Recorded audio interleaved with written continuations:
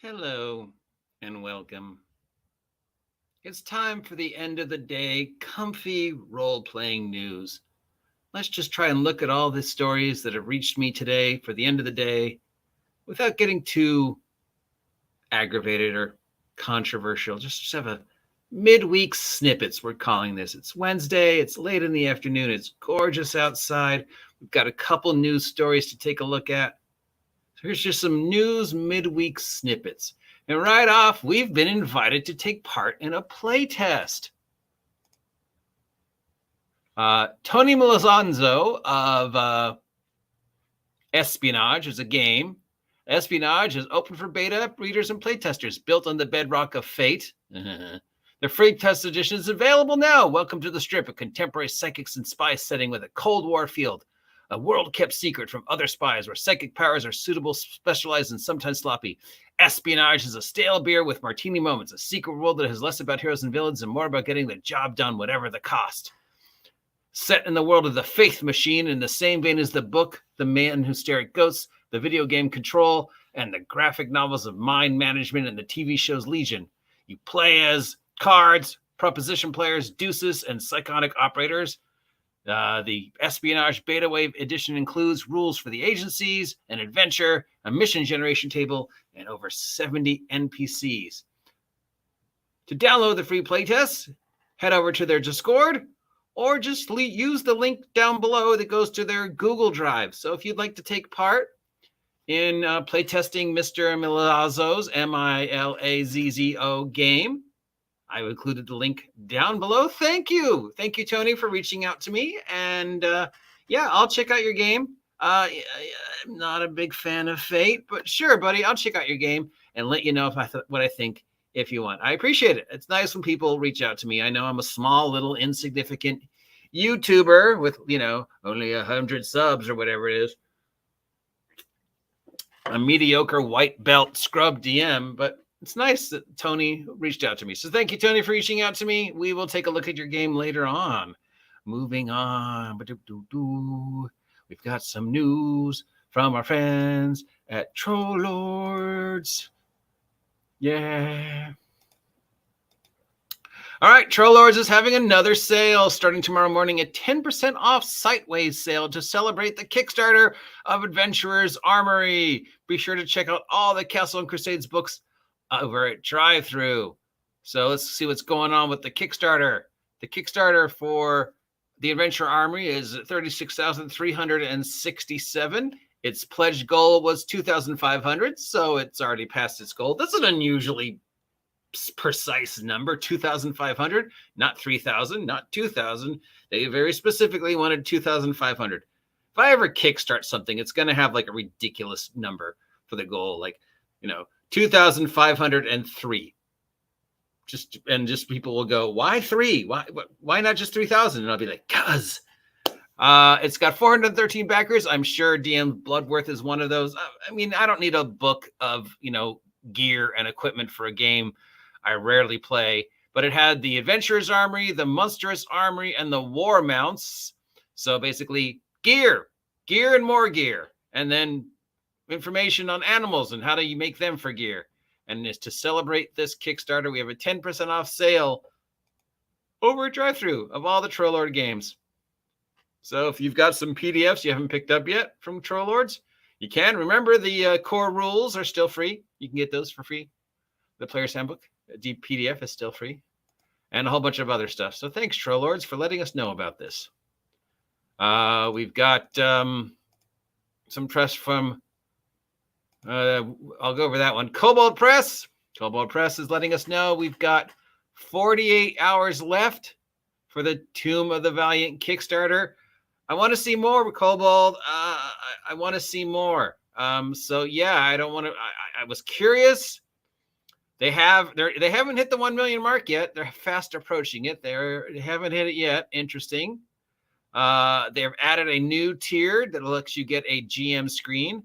If you want to best playtest Kickstarter is $99, which gets you 2 hardback copies, 2 books, the PDF, the alpha release, the 3 adventures that have been written before, a guide to the labyrinth PDF, and a how to speak Draconic PDF. because I don't know. Okay. That's a 246, again, a very specifically bizarre number, not 250, not 240, 246. Somebody figured that out to the dime. $246 value for $99 plus shipping and handling, to celebrate the end of its Kickstarter, and that it's reached almost all its goals, but it hasn't reached 1 million yet. Kind of thought it would hit the $1 million club, but it's still got 48 hours left, and with this deal, it might. I'm still on the fence because, like, I still don't see enough of it to make me go, yeah, I want that. Because, you know, as it is, I hardly play any 5e, and the 5e I do play, I've already got the rules books. I don't need any new rule books for 5e, so I'm like, so far your game just looks like a direct copy and paste of 5e, but you just changed a few names. So,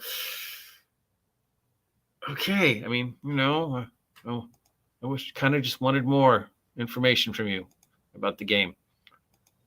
Trollord's game is also giving us something called the Storyteller's Vault.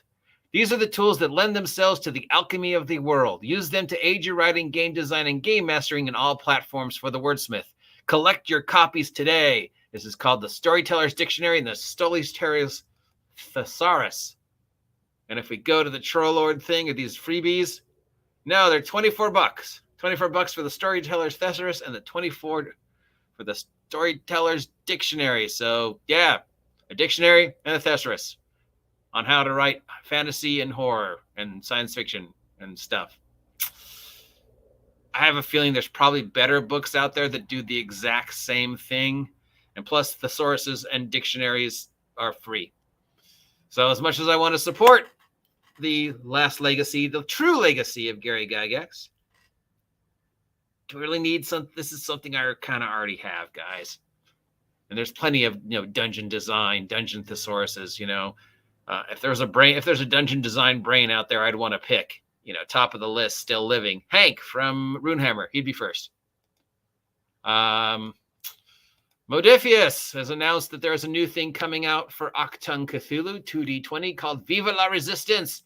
It's a new source book that details France and areas around France during the alternative World War II of Achtung Cthulhu. So the resistance, the World War II resistance movement that came out of France and Europe towards, you know, during World War II, taking historical, actual evidence and actual experiences and turning them into Cthulhu, because, you know, World War II wasn't bad enough. Let's throw in Cthulhu.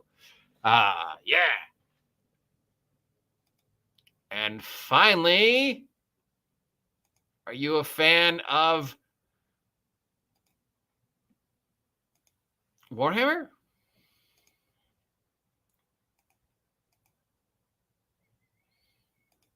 Warhammer's got an app. We have the Warhammer 40K app for free. It's available on the App Store and the Google Store. It's an army builder app, I believe.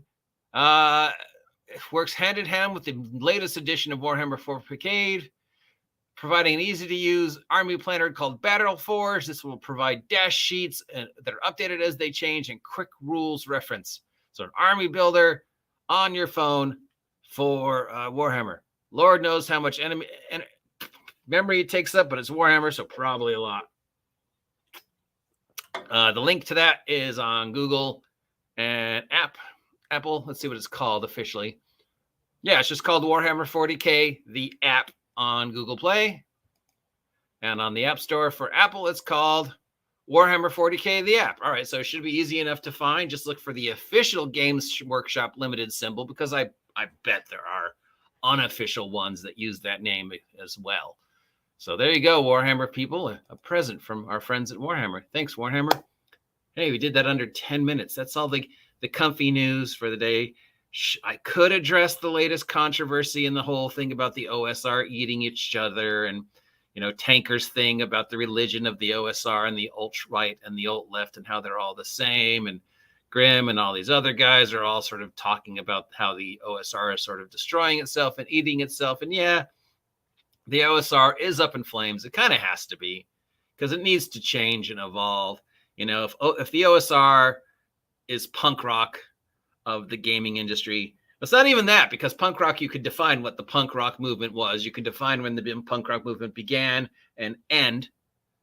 The OSR you can't define because it's not a thing. It's just sort of an abstract idea. And that abstract idea is currently undergoing a very painful evolutionary process. So the OSR is dying. It will be reborn in something new. But since the OSR isn't a thing, the same way a calculator is a thing, or a cat is a thing, or even punk rock is a thing, you can't really just pigeonhole it and say alt-right OSR, alt-left OSR, OSR good, OSR bad, OSR hypocrites, OSR racist, OSR saints, OSR better than 5e, because the OSR is not specific. So again, I could address that nonsense, and it could probably be a really easy way for me to dredge up extra subs, but I'm not going to. And maybe that makes me a coward for not wanting to, but you know what? I'm old, I'm tired. I've done this before when it was the edition wars. I did it during the 4th edition wars. I did it at the beginning of 5 edition. Remember, I was physically assaulted. I don't want to do it again. I've already had my life threatened a couple times because of this stupid video YouTube thing. So if that's a story you want me to cover, I probably would recommend going over to some of the other channels that are covering it, even if it means I lose you as a viewer, which hopefully it doesn't, but hopefully you appreciate that that's not what this channel is about, unless it gets too outrageous when it does become actual newsworthy. Right now, it's just a bunch of angry nerds arguing over which version of Elf game is best. Till next time, I've been the OG GM, your guide to all the tabletop role-playing game news, weather, and general internet nonsense. If you appreciate this content, you know what to do. There's a whole bunch of buttons. Like, share, subscribe, support, say nice things about me, send me snacks because we haven't done a weird food week in a while, and generally have a good day. I'll talk to you tomorrow.